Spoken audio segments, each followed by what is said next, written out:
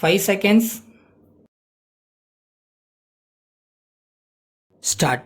துணைத் தலைவர் அவர்களே, எனக்கு முன்பு பேசிய மாண்புமிகு உறுப்பினர்கள் அனைவரும் இந்த அறிக்கை மீது தங்கள் கருத்துக்களை கூறினார்கள். இந்த அறிக்கையை படித்தவர்கள் இது தமிழ்நாட்டிலுள்ள வறட்சி நிலைமையை போதுமான அளவு குறிப்பிடுவதாக இல்லை என்பதை உணருவார்கள். இப்போது ஏற்பட்டிருக்கிற நிலைமை மனக்குறைவு என்பதால் மட்டும் ஏற்பட்டது அல்ல என்பதை குறிப்பிட விரும்புகிறேன். பல காரணங்களால் வறட்சி நிலைமை அதிகரித்திருக்கிறது. சென்ற ஆண்டு பெய்த மழை அளவை விட இந்த ஆண்டு குறைந்து விட்டது. முன்பு ஒருமுறை இப்படி பஞ்சம் வந்தபோது மாநில கதர் வாரியத்தின் மூலம் ஏற்பாடு செய்து 2 கோடி ரூபாயை மும்பையில் உள்ள கதர் ஆணை குழுவிடமிருந்து பெற்று வந்து ஏராளமான வேலை வாய்ப்பை ஏற்படுத்தினார்கள் என்பதை நான் நினைவுபடுத்துகிறேன்.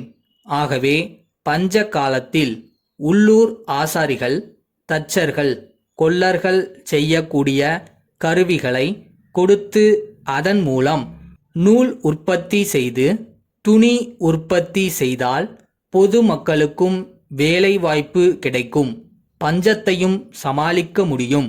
அந்த வழியிலே கதர் வாரியத்தை பயன்படுத்தி கொள்ளலாம். கதர் ஆணை குழுவினருக்கு இந்த மாதிரியான அறிக்கையை கொடுத்தால் பயன் இருக்காது.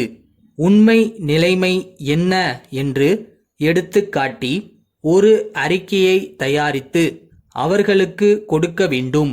அப்போது உதவி கிடைக்கலாம். இப்போது செலவழித்திருப்பது போதாது.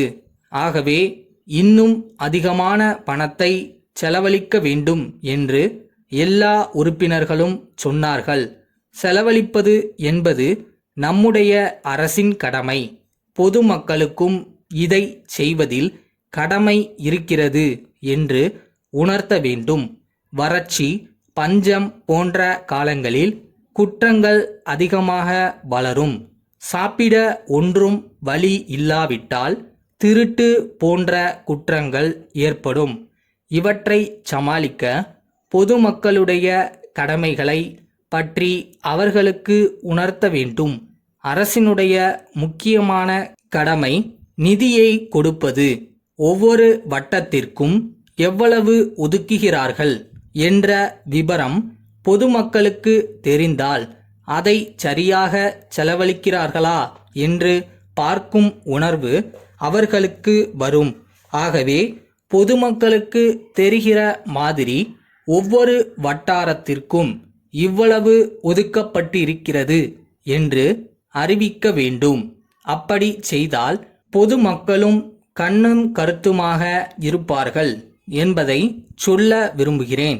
கிராமங்களில் உள்ள சில வசதி படைத்தவர்கள் அரசு அளிக்கின்ற பணத்தை ஒப்பந்தம் மூலம் எடுத்துக்கொள்கிறார்கள் என்ற குறை சொல்லப்பட்டது. அவர்களுக்கு இரக்க சித்தம் உண்டாக்கக்கூடிய அளவிற்கு ஏற்பாடு செய்ய வேண்டும். வறட்சி நிலைமையை சமாளிக்க பொதுமக்களுடைய ஆதரவு வேண்டும் என்ற நிலைமையை உண்டாக்க வேண்டும். பொதுமக்களுக்கும் இந்த சமூகத்திற்கும் இதில் பொறுப்பு உண்டு. அவ்வப்போது வசதி குறைந்தவர்களுக்கு உதவ வேண்டுமென்ற உணர்ச்சியை நாம் உண்டு பண்ண வேண்டும். தற்போதுள்ள சூழ்நிலையை பயன்படுத்தி நல்ல உணர்வுகளை வளர்க்கும் சூழ்நிலையை நாம் உண்டு பண்ண வேண்டும். மும்பை ராமானுஜம் கூட்டமைப்பு கொல்கத்தா முருகன் கூட்டமைப்புக்கு எழுதும் கடிதம். அன்புடையீர், தங்களுடைய சரக்கு தேவைக்கான உத்தரவை நிறைவேற்றுவதற்கு கால நீட்டிப்பு கேட்பதற்கு நாங்கள் வருந்துகிறோம். எதிர்பாராத விதமாக ஏற்பட்ட தொழிலாளர்களின் வேலை நிறுத்தத்தால் எங்கள் தொழில் சிறிது காலம் முடக்கப்பட்டது. எனினும் வேலை மறுபடி துவங்கப்பட்டிருப்பது தங்களுக்கு தெரியும். எங்கள் ஒப்பந்த வேலைகளை முடிப்பதற்கு நாங்கள் தீவிர முயற்சி எடுத்து வருகிறோம். இருந்தபோதிலும் ஒப்பந்தப்படி ஆகஸ்ட் 1ஆம் நாளுக்குள் தாங்கள் கோரியுள்ள சரக்குகளை அனுப்பி வைக்க இயலும் என்று தோன்றவில்லை. தற்போதுள்ள நிலைமைப்படி செப்டம்பர் 1ஆம் நாளுக்குள் நிச்சயமாக தாங்கள் கேட்டுள்ள சரக்குகளை அனுப்ப முடியும் என்று உறுதியாக நம்புகிறோம். இந்த ஏற்பாடு தங்களுடைய இசைவை பெறும் என்று நம்புகிறோம். சரக்குகளை அனுப்புவதை விரைவுபடுத்த நாங்கள் முழு முயற்சி செய்து வருகிறோம்.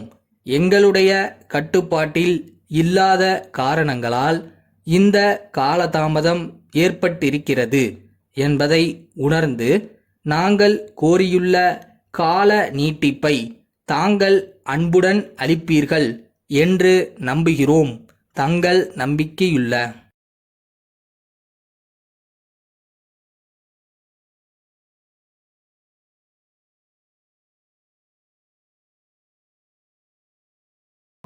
டெய்லி உன்னோட பெஸ்ட்டை பண்ணிடு. நைட்டு இல்லை நாளைக்கு வந்துட்டு இன்னும் கொஞ்சம் பெட்டராக பண்ணியிருக்கலாம்னு சொல்லவே கூடாது.